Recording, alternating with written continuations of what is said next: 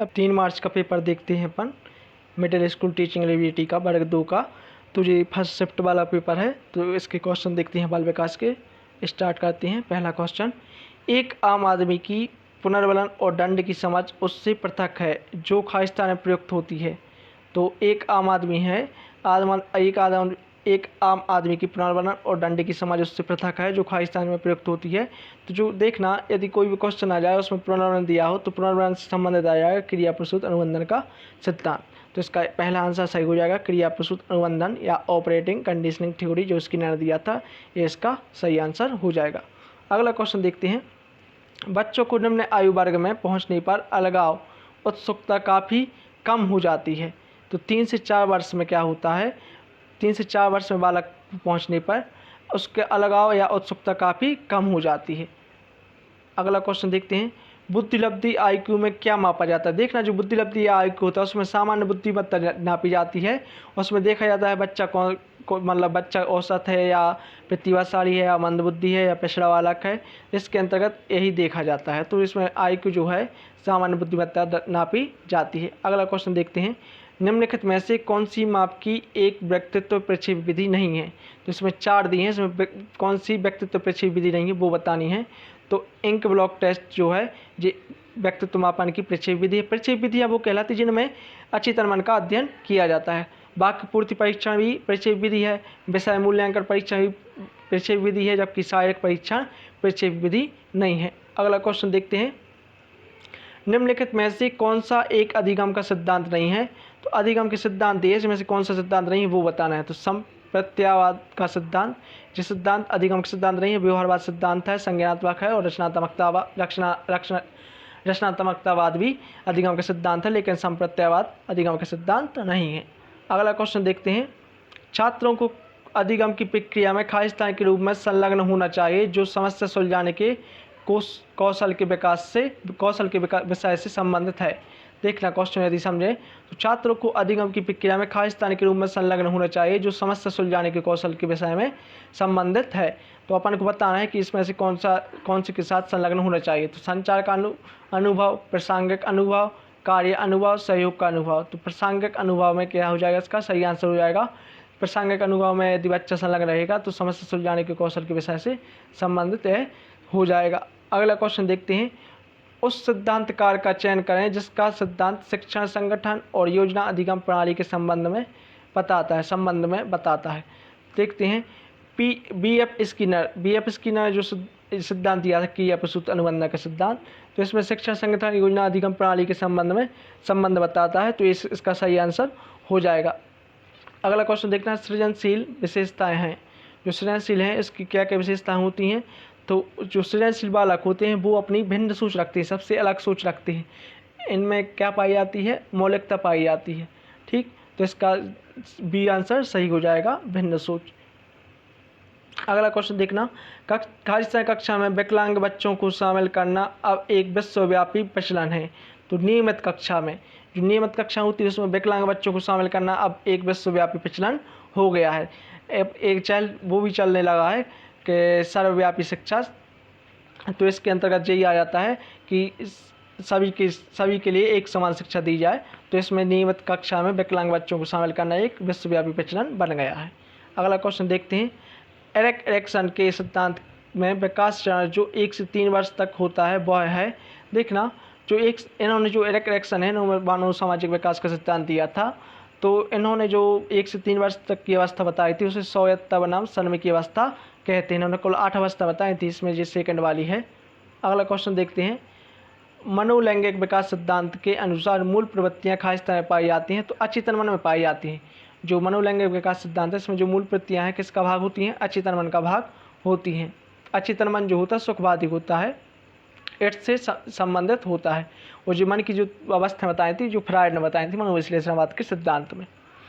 अगला क्वेश्चन देखना, संज्ञानात्मक विकास खालिस्तान का अध्ययन नहीं करता है। तो संज्ञानात्मक विकास जो होता है रिश्तों का अध्ययन नहीं करता है। जो संज्ञानात्मक विकास होता है भाषा का अध्ययन करता है, स्मृति का करता है, समस्या निवारण करता है, लेकिन रिश्तों का अध्ययन नहीं करता है। अगला क्वेश्चन देखना, शिक्षा में खेल के महत्व को खालिस्तान द्वारा उल्लेखित किया गया था। तो शिक्षा में खेल के महत्व को अरस्तू के द्वारा उल्लेखित किया गया था। जो शिक्षा में खेल का महत्व है, इसे सबसे पहले किसके द्वारा, अरस्तु के द्वारा लिखित किया गया था। अगला क्वेश्चन देखना, अधिगम का प्रभावी पक्ष हमारे व्यवहार के खालिस्तान पहलू द्वारा वर्णित होता है।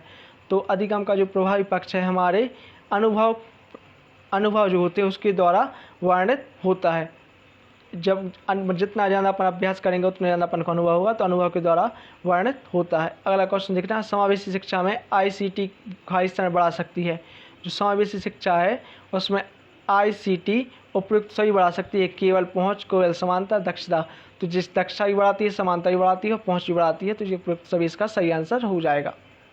अगला क्वेश्चन देखना, सूचना के संगठित निकायों को निर्दिष्ट करने के लिए किस शब्द का उपयोग किया जाता है जो हमारे नई सूचना के संग्रह, व्याख्या और प्रक्रिया को प्रभावित करता है।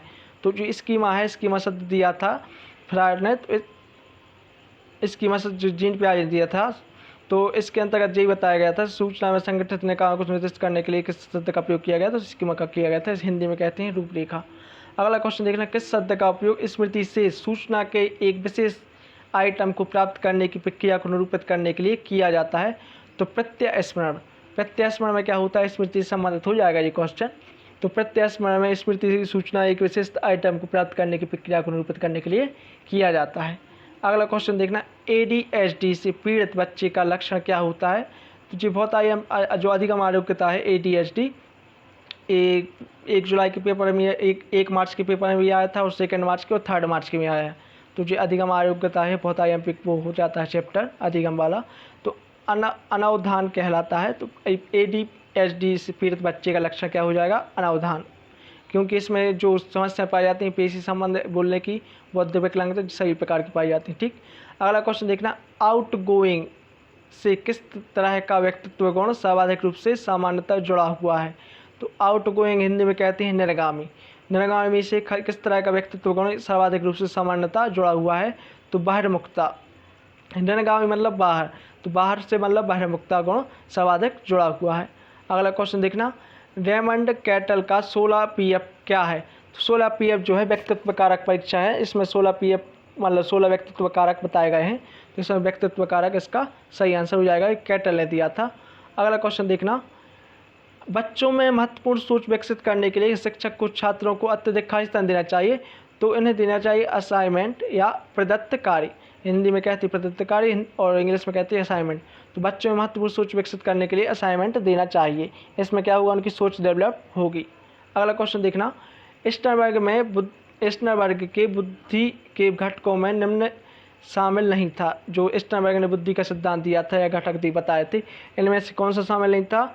तो द्रव्य आसूचना केंद्र या फ्लूइड इंटेलिजेंस जो शामिल नहीं था, विश्लेषणात्मक बुद्धि शामिल था, रचनात्मक बुद्धि शामिल था और व्यवहारिक बुद्धि भी शामिल था, लेकिन द्रव्य आसूचना केंद्र या फ्लूइड इंटेलिजेंस शामिल नहीं था। अगला क्वेश्चन देखना, एक शिक्षक कक्षा में आंतरिक प्रेरणा का अभ्यास कैसे करा सकता है। आंतरिक प्रेरणा मतलब एक शिक्षक को छात्रों को आंतरिक रूप से प्रेरित करना है, तो उसका अभ्यास कैसे करा सकता है।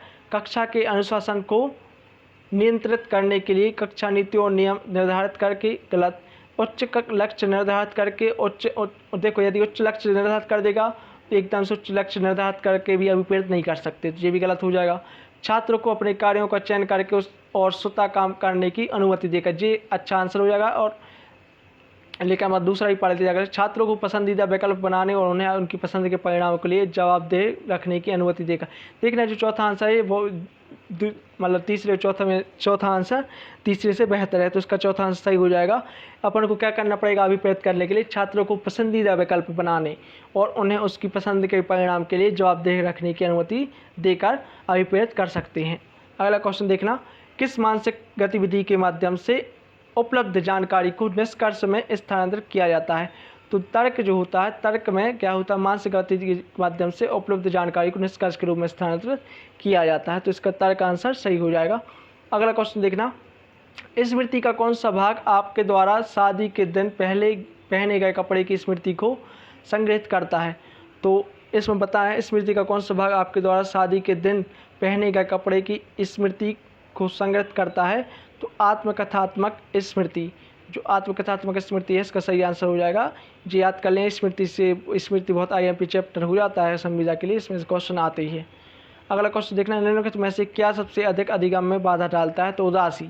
यदि उदासी रहेगी तो ये सबसे ज़्यादा अधिगम में बाधा डालती है। थकान नहीं डालती, शोरतला नहीं डालता, प्रतियोगिता नहीं डालती, लेकिन उदासी रहेगी तो अधिगम में बहुत अधिक बाधा डालेगी।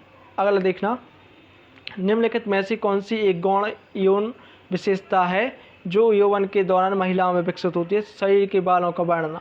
शरीर के बाल होते हैं ये बढ़ते हैं, तो इसकी आंसर सही हो जाएगा। अगला क्वेश्चन देखना, निम्न में से कौन सी पालन पोषण शैली अधिक उत्साह और अधिक नियंत्रण की विशेषता है?